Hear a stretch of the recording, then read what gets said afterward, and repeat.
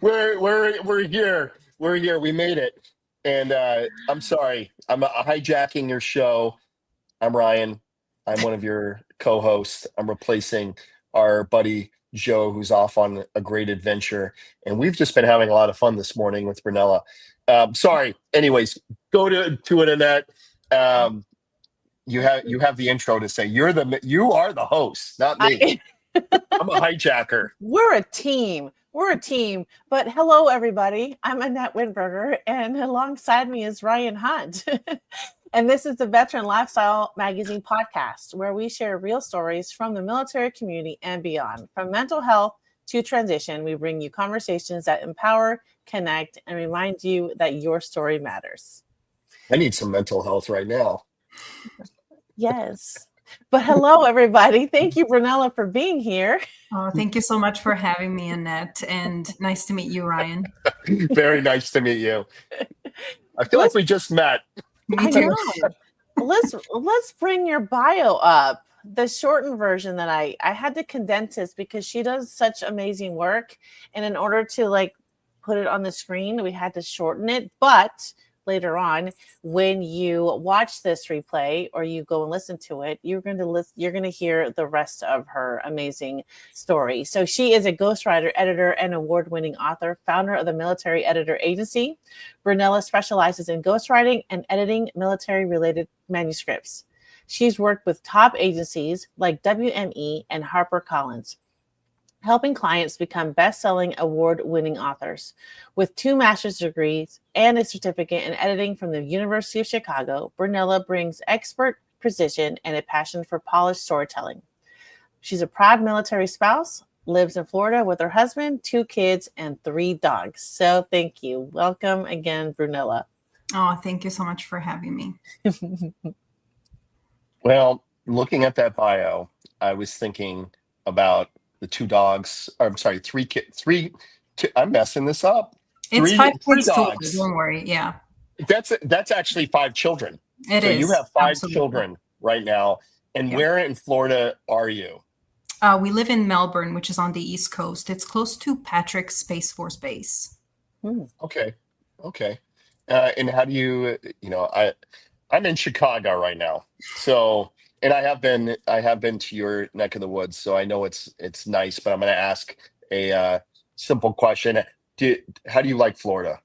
Oh, I love it. I absolutely love it. I actually was the one to choose to live here because, I was born and raised in Naples, which is in southern Italy.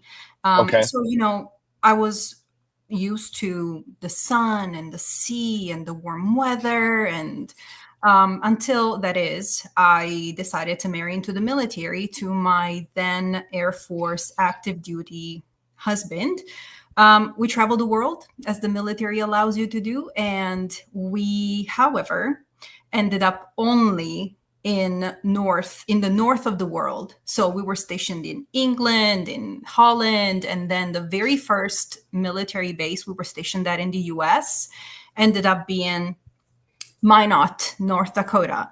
Oh, that's a wonderful vacation I want spot. you to imagine that in my life, I thought that a winter in the 60s was the coldest. Then we get to North Dakota and it's negative 60 degrees.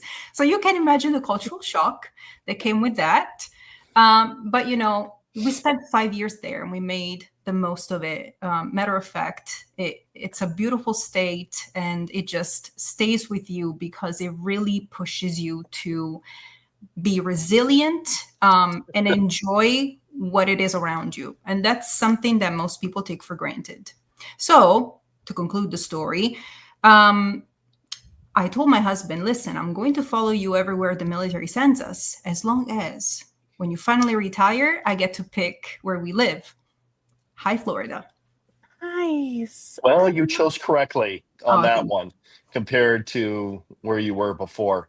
I was in upstate New York for a hot minute, and yes, I've experienced lake effect snow and negative 60-degree weather. It's awful. So, and I'm in Chicago now, where today, right now, it's sunny. Yesterday, actually 2 days ago, it was perfectly sunny, beautiful day.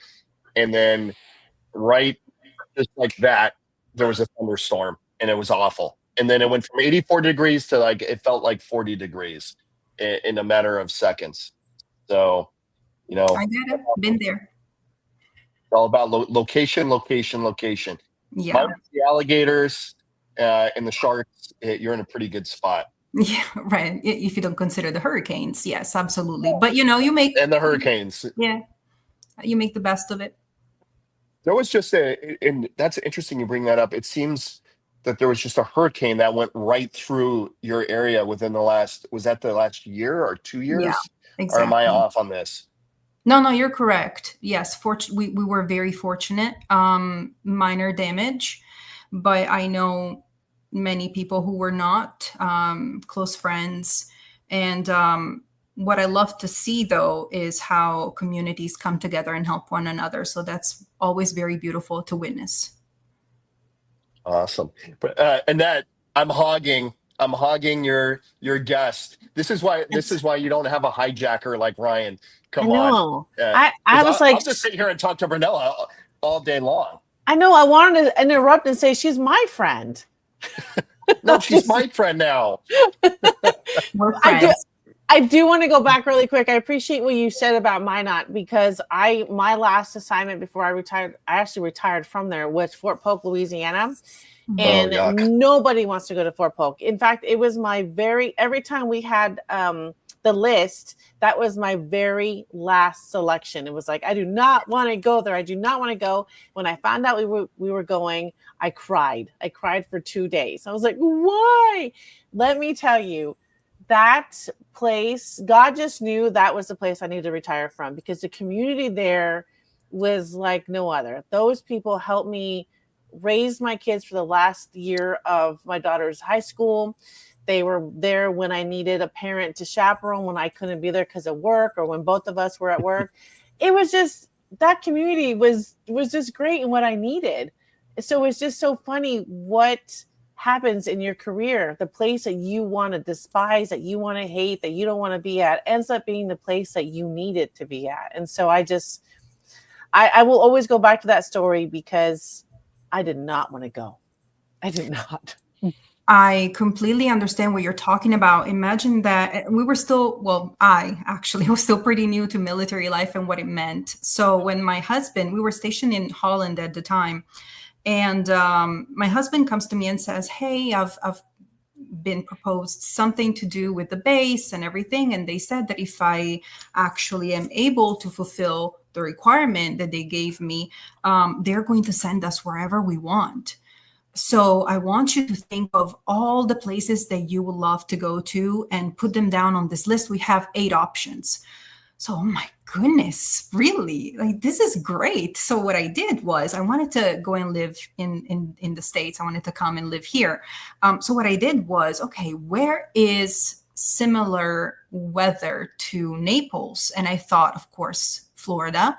And then I thought, if we cannot get Florida, I guess California. So I filled the list with all the 8 options, either Florida or California. And my husband says, okay, awesome. Thank you. Let's go. A couple of weeks later, he comes home and says, well, I have news. We have received our assignment. And I said, yes, finally. Okay, tell me, are we going to Florida? No. Are we going to California? Yes, I'm so excited. And he said, no, it's not California either. It's Minot. Where in Florida or California is that? No, it's in North Dakota. Me being completely ignorant. Where is North Dakota? So he shows me on a map right underneath Canada, right at the center. Oh, but that wasn't on the list. Yeah, that's how the military works sometimes. He should have said most of the time. But all the time, right? We go to Minot, North Dakota, and we arrive at the most beautiful time of year. It was July, so the weather was perfect. I had never seen a bigger blue sky, and because of the flat lands, it seemed to go on forever. Like you could not see it end, and it was beautiful. Then winter happened. And then it became so cold that it wouldn't even snow. So actually, when it did snow, it meant it was warm. But, you know, it was the place that I needed to be at, even though I didn't know that I needed it. That's where our daughter was born. So it would always be super special for all of our family. Oh, that's awesome. Go ahead, Annette. I'm sorry. No, I was just gonna say I wish more people would talk about experiences like that, because all we hear is, man, don't go there, it sucks and you're gonna hate it, but we don't talk about the little things that we take for granted. And then now look, your daughter was born there, so it's going to be a very special place. And we still have friends in Louisiana, and it's just, yeah, it's going to be very special for You a have a long Harley. time. So. You have a Harley. My in Harley Louisiana still. My Harley Davidson is still living in Louisiana, so I'll go get her soon. But yeah. And I was just thinking, like, sometimes you go to these places, and here it's really defined. It's a flat land, frigid, -60 weather, but you went there in this harsh environment. And I'm being a little dramatic and embellishing it, but you went there and you did have all this growth. And you had all this magic that actually occurred there. And that's in life. That's the essence of life. Yeah. You have to you have to go through these challenges, and you come out and you're like, you know what, actually, even though it was horrible, Fort Polk is horrible, South Dakota is awful. I hate driving across Kansas, another awful state. No offense to those out in Kansas, but you come through that, you finish that drive through the flatlands, and you have all these beautiful memories and growth that occurred. But there's a lot of challenges with being a military spouse. I mean, I don't know firsthand. I got to look over at the significant other and watch her journey, but it's a serious thing, like from employment, to just, sometimes you're isolated and you feel lonely or lost if your significant other's deployed. Like, what do you think about what I just said? I'm trying to mansplain it. I don't even know what mansplaining is, but what was that like, being a military spouse, and how did that impact who you are and like set you on this journey? I think you're almost like a mil spousepreneur, and so I'm going to shut up now. You could ask Annette. It's hard for me to do that, so I'm going to put myself on mute now. You're doing great, Ryan. Even at mansplaining, you're doing great. So, a military spouse, yes, especially when you're a foreign military spouse. I mean, here, I can see it ever since I moved here to live. You can feel how important the military is to the American people, and how much respect they have for the service members, which is beautiful to witness, truly beautiful to witness. But as a Southern Italian, of course, I knew of the presence of the American armed forces in Southern Italy, but until you marry into it, you don't really understand how it works and what it requires of you. I knew, however, that because my then boyfriend, of course now husband, he explained to me, listen, it's going to be extremely demanding because mission must always come first. So wherever they tell me I have to go, we have to go.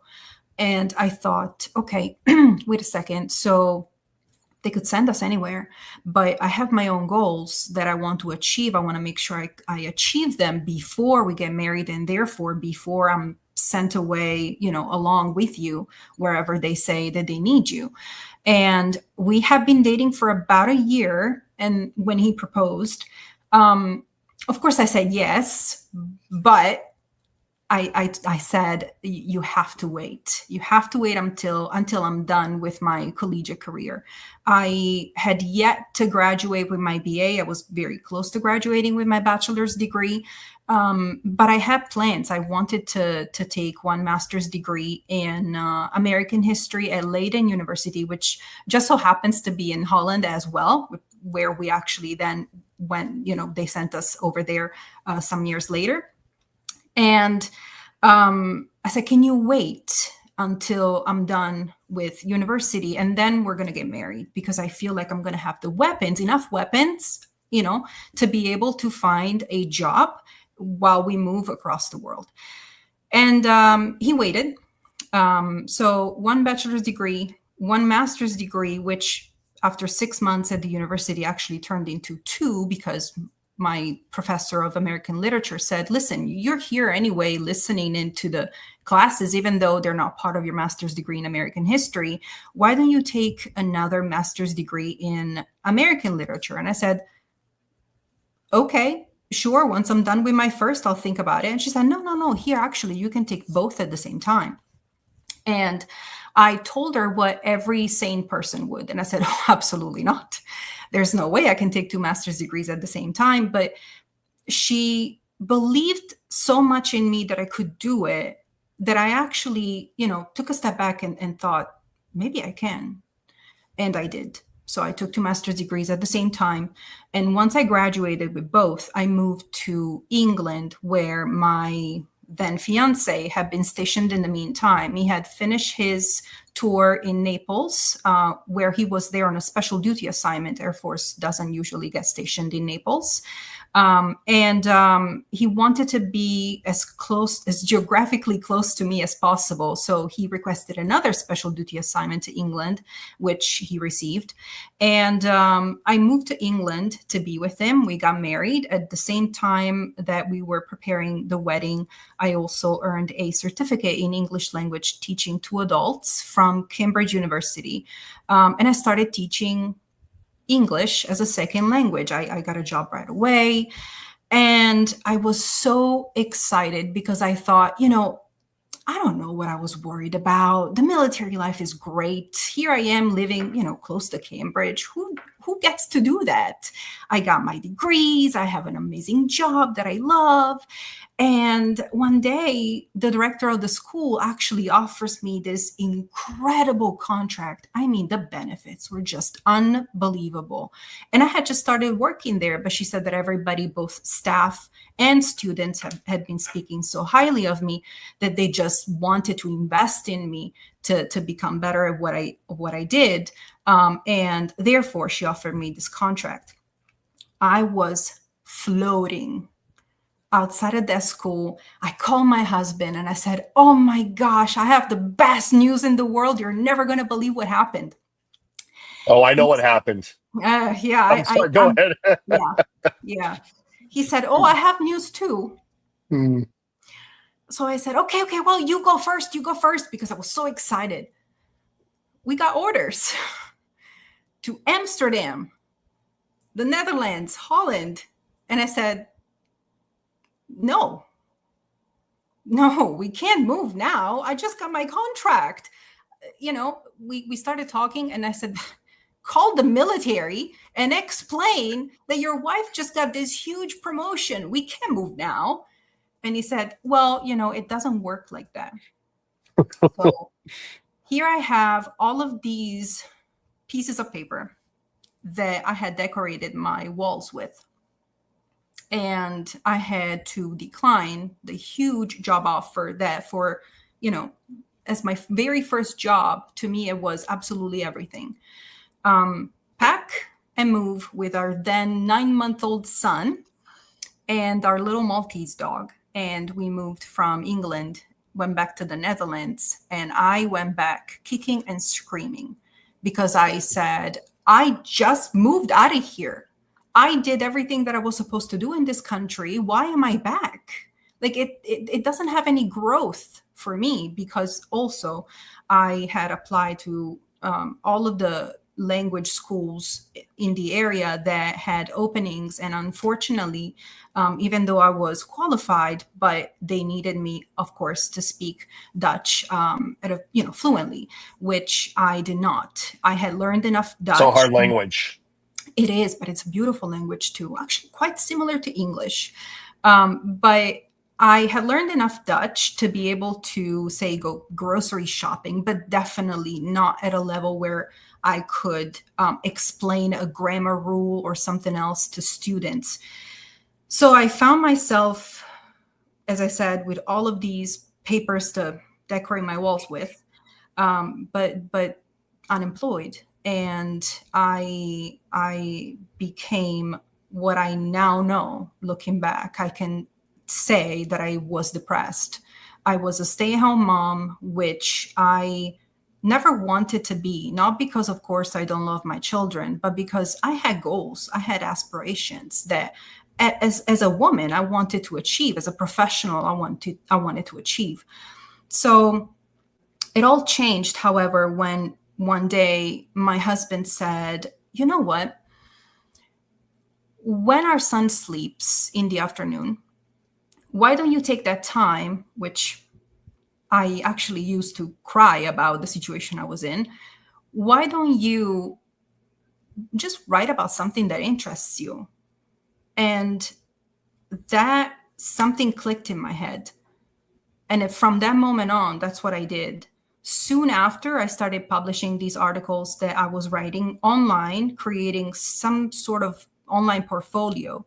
And one day, the right person comes across my articles and hires me for my very first, I would say, important ghostwriting job. The next thing I know, I was on an airplane from Amsterdam to Los Angeles to write the memoir of this woman who had hired me. And from that moment on, I started working in the American publishing industry as a ghostwriter and editor. Oh wow, that's incredible. And I appreciate your honesty, and I think that it's really important to talk about and I'm taking it just from the mill spouse journey, and it's important to get those stories out there, and because people need to hear it. They need to have people like you, Brunella, that have gone through the journey and had to make sacrifices and had some letdowns, with the contract, but ultimately you were able to, and really, I'll give credit where I think credit's deserved. Your husband gave you a little bit of a spark, and then set you on this journey of mill spousepreneurship, where you became a ghostwriter and started doing some other things, which we're going to talk about. So it's relevant. There are so many people out there. I was just talking to somewhat the founder of Spousely, and that's where all these Monica, which is where all these things are, these great ideas and these great entrepreneurship efforts are igniting from the mill spouse community. It's so important. All right, Annette, I'm serious. I'm shutting up now. I just wanted to get my 2 cents out. No, I it's important for, how do I put this? I am so glad that you see it from the veteran side. I can see it because I'm both, but you see it from your perspective, how important military spouses are and their entrepreneurship journey. This isn't about us. It's about Brunella, but there are so many military spouses that I've had the privilege of speaking with over the last 2 years that are just doing some just amazing thing. We had Selena and Anna down in Texas. We have Lauren Hope, just bringing hope across the mill spouse space and also at the MIC. I mean, just so many great people out there doing some just amazing things, and not, I know it's hard and it's easy to sit down and just, have your afternoon of crying in the pillow and be like, oh, this is horrible. My life is over. This isn't me. This isn't what I want to do. But then ultimately, rising and climbing for something higher. So, yeah. Anyways, I said I was going to shut up. I'll never shut up. No, I'm not going anywhere, Annette and Brunella. We appreciate you, Ryan. We do. Fine. But now I see you. I see you, and your feelings are valid. But I want to know, Brunella, how long after that did you start the military editor agency? Yeah, good question. So, and this goes back to what Ryan was saying. I started working in the publishing industry because of what my husband said. And I want to focus on one thing that I want our viewers and listeners to really understand. My husband has always believed in my talent as a writer and in me as a human being. think back to what I mentioned about that one professor of American literature who absolutely knew I could do it just as well as my husband knew I could do this. I could be a ghostwriter and editor in the publishing industry. So it's not lost on me that I found strength in people who truly believed in me. And that is important because of where I'm going with this. After many years of working in the publishing industry and living and breathing the military life, there was just something missing. The publishing industry, it's all about publishing incredible stories and the most amazing ones. And here I was within my military community, which, by the way, gave me a home after I left my own. And the people I met and the stories I heard, they were so unbelievably brilliant and powerful. So I thought, wait a second, if the publishing industry is all about publishing incredible stories, why aren't they publishing more stories coming from the military community? And that's when I decided to launch the Military Editor Agency in 2019.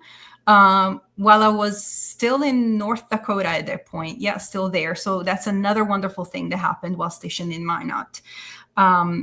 Because I wanted to bridge that gap. I wanted to merge the two worlds I was part of and bring the stories from my military community to the publishing industry.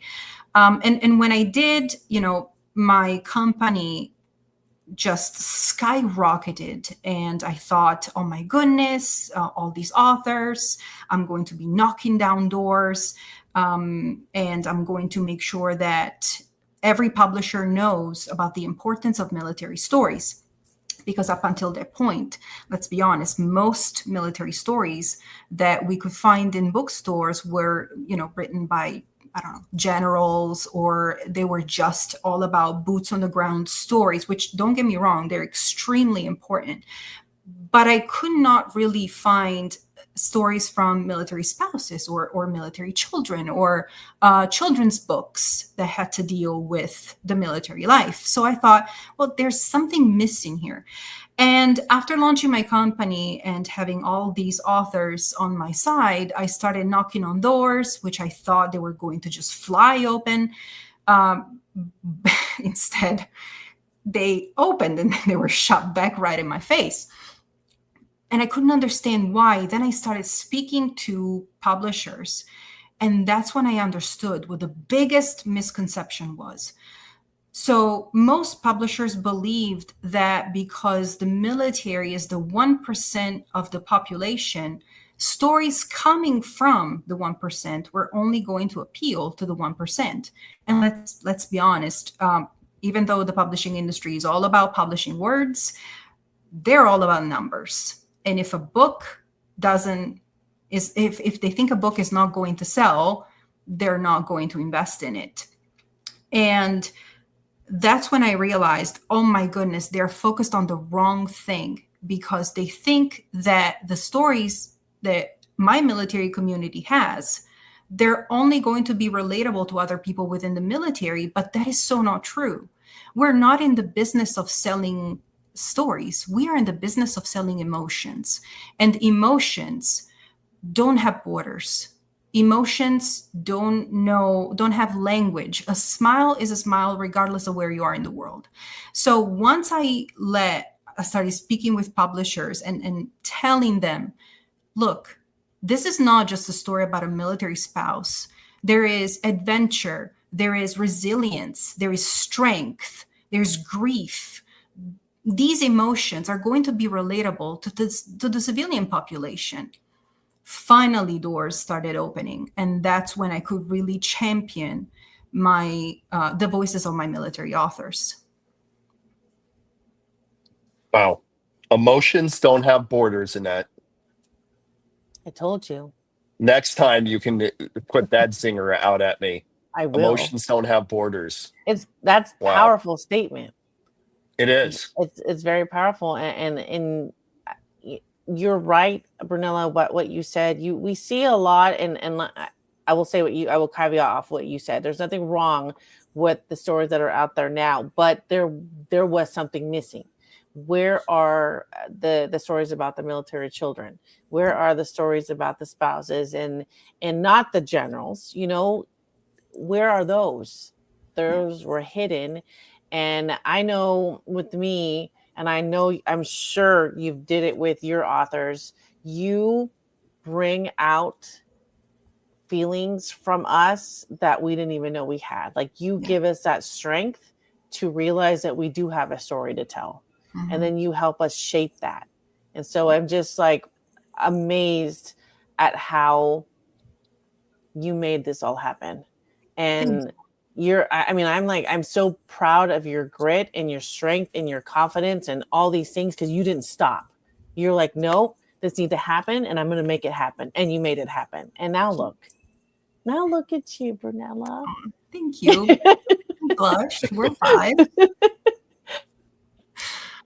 We needed people like you. We needed you to help us do that. And so now, can you explain a little bit? I know how you helped me, but how did you help other authors polish their own journey and their stories and help them use their voice? Well, just like the American literature professor and my husband did with me, they believed in me so much that I started to believe in myself. And with every author that comes my way, we have a conversation, and sometimes that conversation, we just laugh, or other times like this. There's one conversation in particular I don't think I'll ever forget. Again, it happened while I was in Minot. So there was this woman who was looking for help with writing her memoir, specifically her love story with her late husband. And she gets on the phone with me and she tells me that her husband had passed 3 months prior to this phone call while stationed in Hawaii. So you're in paradise and you never expect something so tragic to happen, especially because they had 2 very young children already, and she was pregnant with their 3rd one. And we spent probably an hour and a half on the phone. She was crying and I was crying on the other side too. But I listened, and she told me she wanted to write this book because she never wanted to forget the way her hand felt when he held it. And it, as I said, it's all about the emotions.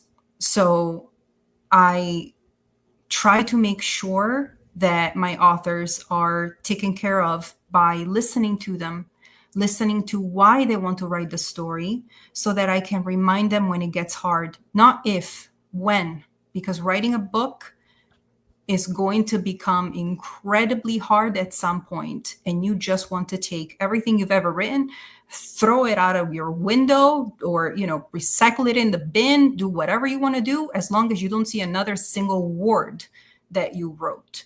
And I'm there holding their hand the entire time. And I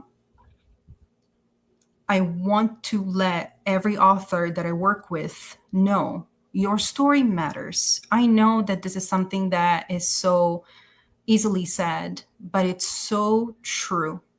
Your story matters. And I believe in my authors, which is the reason why I, especially, in my company, the Military Editor Agency, we don't focus on quantity, we focus on quality. I don't work with 10, 15, 20 authors at a time. No, that's not what I'm in the business for. I focus on quality, which means that I cater to that one author I'm working with so that we can truly focus on that one project and do it right and do it really well. I think that's part of my job. Is sometimes they say, oh my goodness, I feel like I'm with a therapist. But it's only because I listen. I sit there and I listen. Of course, I ask also quite a few questions. And I'm always very careful with understanding where my boundary is. When I'm overstepping it, I step back, because most of the authors that come to the military editor agency, they have a nonfiction book, which is usually a memoir. And memoirs, they can be quite hard to write, especially when you get to that part that you've tried to forget for the past 15 years. But I'm going to have to put you right back there, because you have to feel those feelings all over again, as if you were living that moment right there and then with me, either on Zoom or on the phone. We have to both feel the emotion, and it can be incredibly overwhelming, because you've done so much work to either move past that emotion, move past that moment in time, or you've tried to avoid it for so long. And once you're smacked in the face with those emotions all over again, it feels so raw. It feels like you haven't done any work whatsoever. But unfortunately, if it doesn't feel real, the moment that you're writing it down, it's not going to translate to the readers. And they're not going to laugh or to cry or to be scared when we want them to. Again, we're in the business of selling emotions.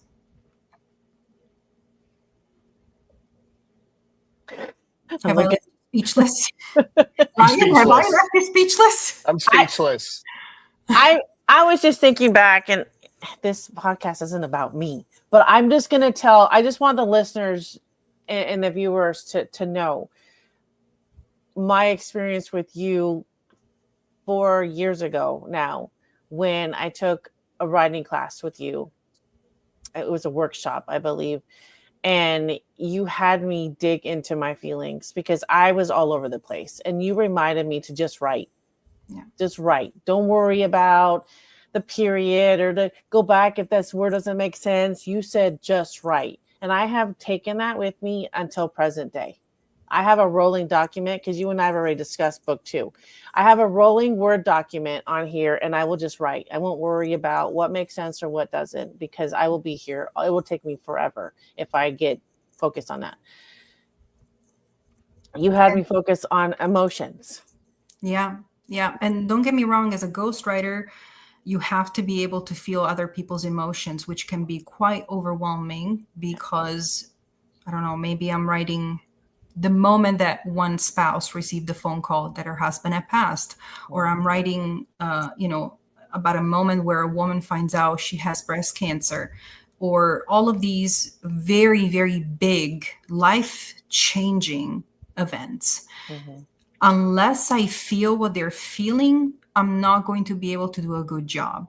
And then I fail as a ghostwriter, but most importantly, the book that I'm helping the author work on is not going to reach the success that I know it can and deserves to reach. Mm-hmm. So having to put yourself as a ghostwriter into other people's shoes and really dig deep and understand where that emotion is coming from, even if you've never experienced it, is it's complicated and it can take a toll. So what I have learned to do is I've learned to counterbalance. I take one ghostwriting project at a time, but then I take, say, 2 editing projects, so that I'm working on 3 stories that are more than likely completely different one from the other, also as far as genre is concerned, so that I can get respite from the hard things that I have to work through when it comes to ghostwriting. And this is also something that I teach my junior ghostwriters that I have at the military editor agency, is, because of course, after I launched, I was a one-woman army, and I had a waiting list of over 2 years. So I had to make sure that my authors were taken care of, because one thing when it comes to the publishing industry is timing. Timing is everything in the publishing industry. You have to put the book out when the market is hot. If you miss it, you've missed your chance, basically. So I decided to reach out back to my military community and hire quite quite a few military children actually who are interested in pursuing a career in publishing. So yeah, that's what I've had to teach them is, listen, this is complicated, but it's going to be so worth it. Love it. I'm glad that you spoke about being present in someone's story, especially as a ghostwriter, because I can't imagine having to relive that with them and then writing it for them to. And there's a lot of transference. Yeah. I feel like as you're learning their stories and you're trying to really become, as the ghostwriter, you're taking on that persona and you're really trying to have their voice, their tone of voice. There's a transference, especially if it's a traumatic story. It feels like that, that's why I think you only take on a certain amount of writers, because it would just be too much as an empath. You're receiving all these emotions and potential traumas and stuff. It can be very challenging. Yeah, absolutely. It's not something I learned right away, but it's something that with time and practice, I started to understand. And you have to take a step back. You have to balance it. Otherwise, you're going to lose yourself in all of this. And suddenly, you're once you start working on a story, when you're a writer and you start working on a story, there's a certain point where the story just takes over and it almost feels as if it's writing itself, which is beautiful. But at the same time, the characters in the story, whether it's fiction or nonfiction, they won't leave you alone until their story has been written. So at the risk of sounding crazy, but having all these voices in my head, it wasn't doing me any good. So No, I decided, crazy. it's time to balance it, and but also to give back to my military community, not just by helping them, accomplish or achieve their publishing goals and dreams, but also to give back by hiring military spouses, military children, so that they can create, I guess, some sort of portable career, because this type of job, this type of career follows you around while you follow your service member around for wherever the mission sends you. And that is also the reason why I've decided to start the very first ghostwriting course. It will begin in August.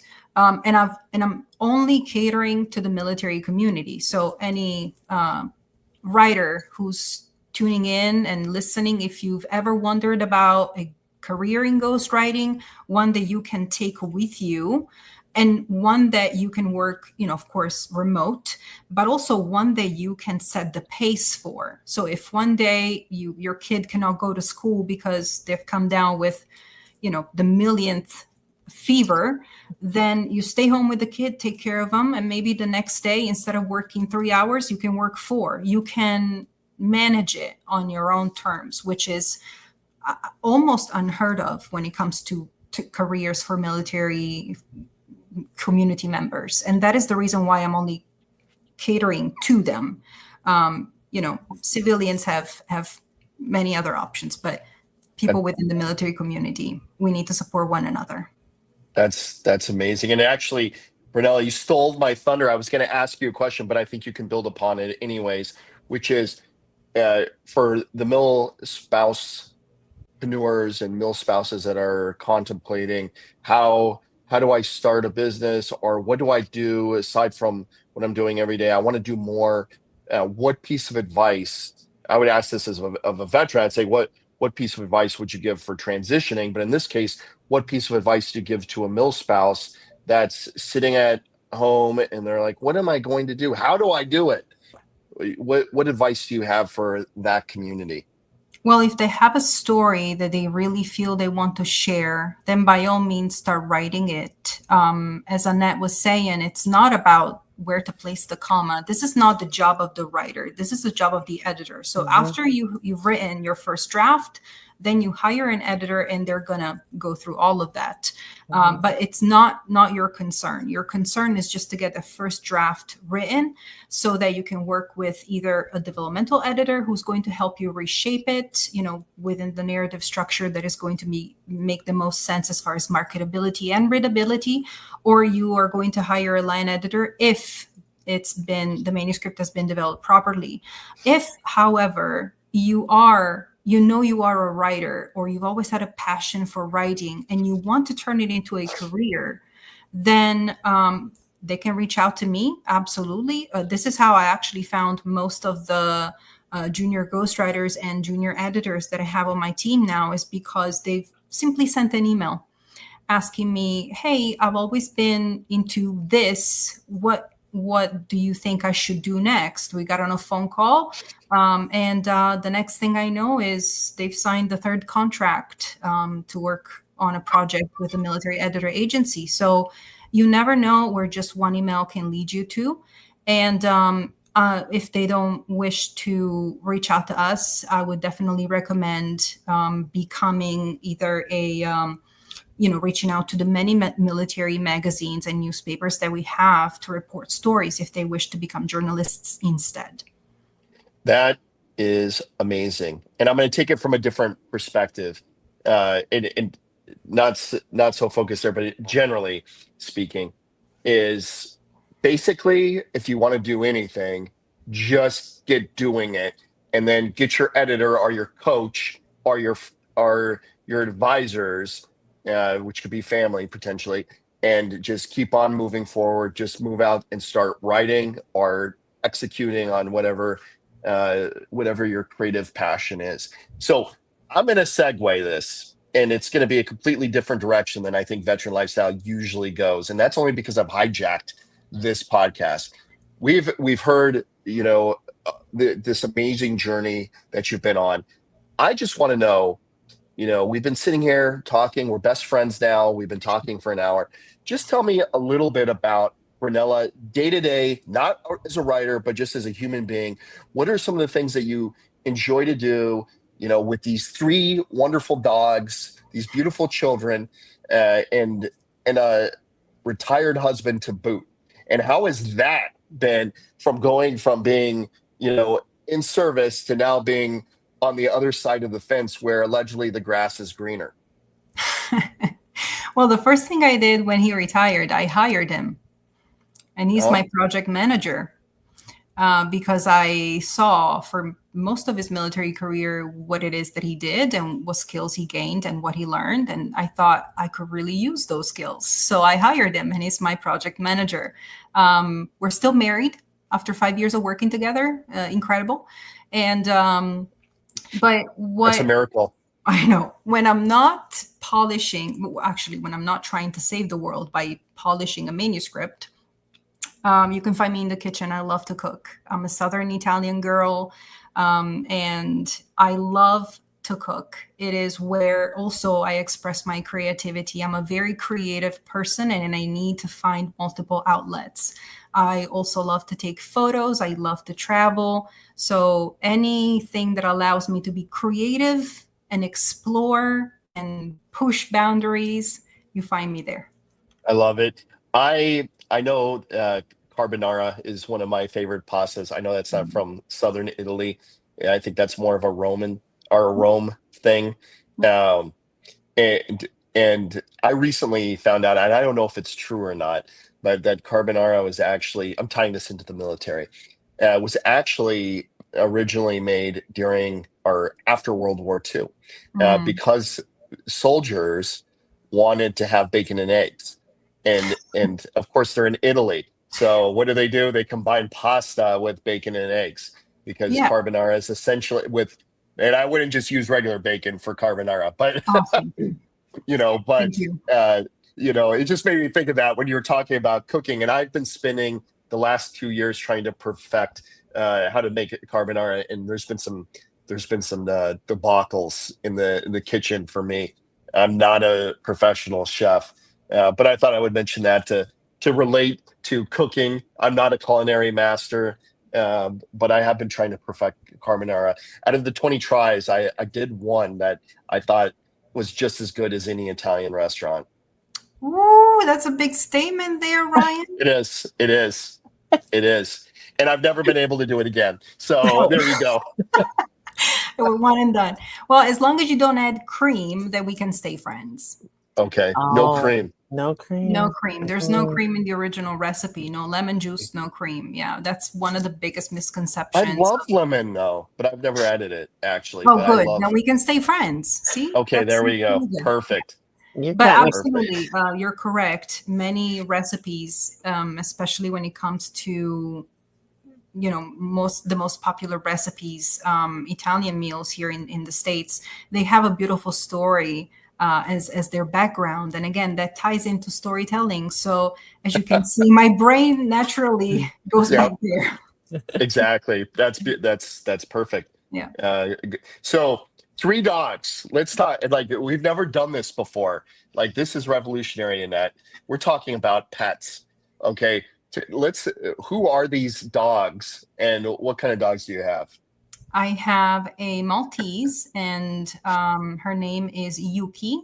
Then we have a Shih Tzu. Her name is MJ. And we have a Golden Retriever. His name is Zeus. And actually, the Golden Retriever, his name is a way for me to honor a veteran.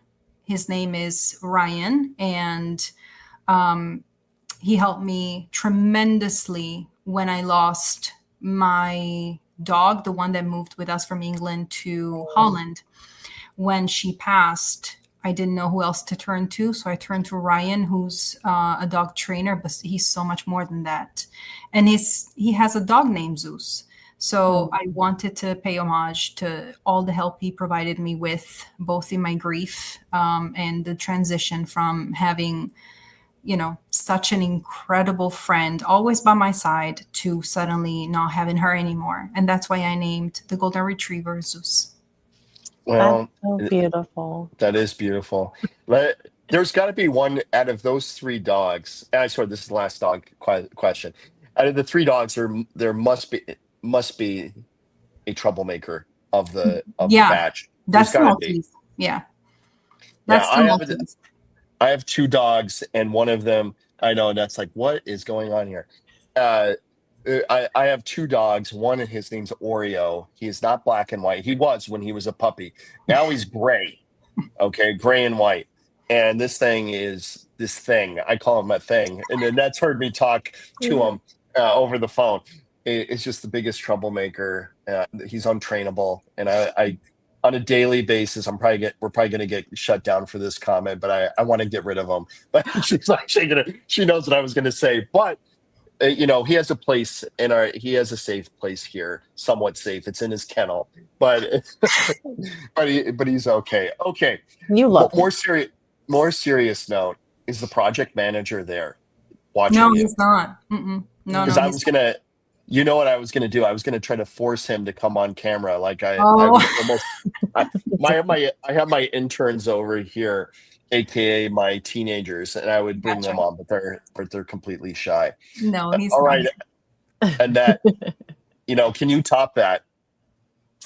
Well, I was going to ask, is there anything in the works that you are allowed to talk about? Oh, that's a good question. You see, we sign non-disclosure agreements, so there's only so much that I can say. Absolutely. But lately, as a ghostwriter, I've been focusing way more on fiction, which is unheard of for me. And I have been working on thrillers as a genre, and that has been, I've been enjoying it probably too much, honestly. And it's a lot of fun. So I have never been so enthralled with an author before. Lately, someone got me into it, but Frida McFadden, I have read like 7 of her books. I've never done that before in my whole life on one. And so her books are thrillers, and I'm just like, just So I can't imagine what you're working on, because I'm just so addicted, and no, that doesn't mean I'm gonna do anything. I just love the books. Yeah, So it's so much fun because you see with nonfiction, you have to stick to facts.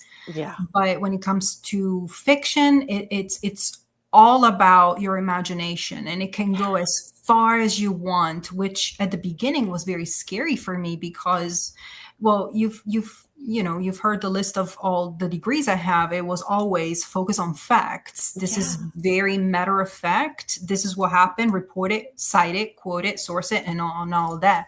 But when it comes to imagination, it's all about what you can pull out of yourself.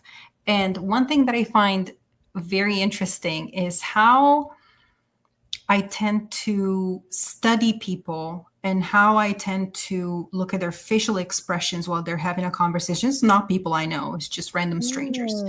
But I take inspiration from what I notice, and then I try to report it for one specific character. But see, even I would say with fiction, it's perhaps a bit more difficult than nonfiction, because with fiction, you have to create these characters out of nowhere. Whereas with nonfiction, you know who the protagonist is usually the person writing the book. You know who the secondary characters are. It's usually the people within their circle. But with fiction, you have to get to know these characters out of nowhere, and you have to really get to know them personally. Again, at the risk of sounding completely crazy here, but you have to become friends with them, and you have to decide what their name is going to be. And there must be a really good reason behind that name. Nothing can be casual if you're writing a really good fiction book. Just think of, for example, Colleen Hoover. She put so much attention behind how she names her characters. It's not just, oh, this is the first thing that came to my mind. No, there's a whole lot of why behind that name. So it's very meticulous work, but at the same time, it allows you to be free. And I find so much freedom in imagination. That is so exciting. I can't wait. I can't wait to read your book. That's so fun. Well, I'm excited for you, and congratulations on everything. And especially now that you work with our other friend, Julie Brand of W Brand Publishing. So my two favorites all in one. Yeah. Speaking of Julie, who's also, by the way, from Minot, North Dakota. So there again.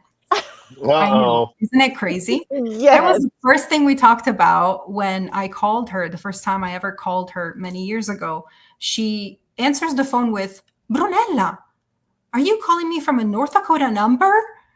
And I said, yes. And she says, from Minot, because of the area code. And I said, wait, how do you know? It's like nobody ever knows anything about Minot, North Dakota. Well, she was born and raised there, so that's incredible. But Julie Brand is the owner and founder of W Brand Publishing, and she published my books. Aside from being a ghostwriter and editor for the Military Editor Agency, I'm also a children's book author. So she published my books, and I want to spend some time to thank her and really make our listeners and viewers understand the hard work that this woman did, because she opened an entire division dedicated to military books. This is not something that many publishers are doing. So I have my complete trust in the fact that she knows what she is going to do with these military books as far as marketability is concerned. But I think the biggest, the most important thing to mention is that she has the biggest heart for military books because of where her story comes from. She named her publishing company after her late father, who served in the Pacific Theater, if I'm not mistaken, during World War II. And his story, unfortunately, many details of his story went lost because he never told his story. And her mission behind W Brand Publishing was she never wanted that to happen to any other story ever again. And that is the reason why she founded W Brand Publishing and why she believes so much in stories, but especially in military stories. Yeah, Julie is an amazing person. And Mhm. I feel like she's one of our biggest cheerleaders here for Yep. Veteran Lifestyle Magazine. Mhm. So it's good to hear it and to have other people talking about the great work that she's doing out there. Yeah. And I didn't know about the story from World War II, so that that is important. I feel the same way. My grandfather on my mother's side was at Pearl Harbor. I finally read his journal. He was long deceased, but going all the way from Pearl Harbor to Tokyo Bay. So it's just like it's amazing. We want to be able to have those stories to capture them and let them go forward through Mhm. time. And it's hard because some of the younger generation just doesn't appreciate it until Mhm. you're at a certain phase in your life. Then you're like, wait a minute, these things are really actually important. The Mhm. tri It's not just about tribal knowledge. It's like we got to pass this. Well, that is tribal knowledge, passing Mhm. stuff forward, telling these stories and pushing them forward. Mhm. It's critical. Actually, I think it's Especially, yeah. critical. No, I completely agree, especially stories, from World War II. Unfortunately, many of the people who lived those stories are no longer with us.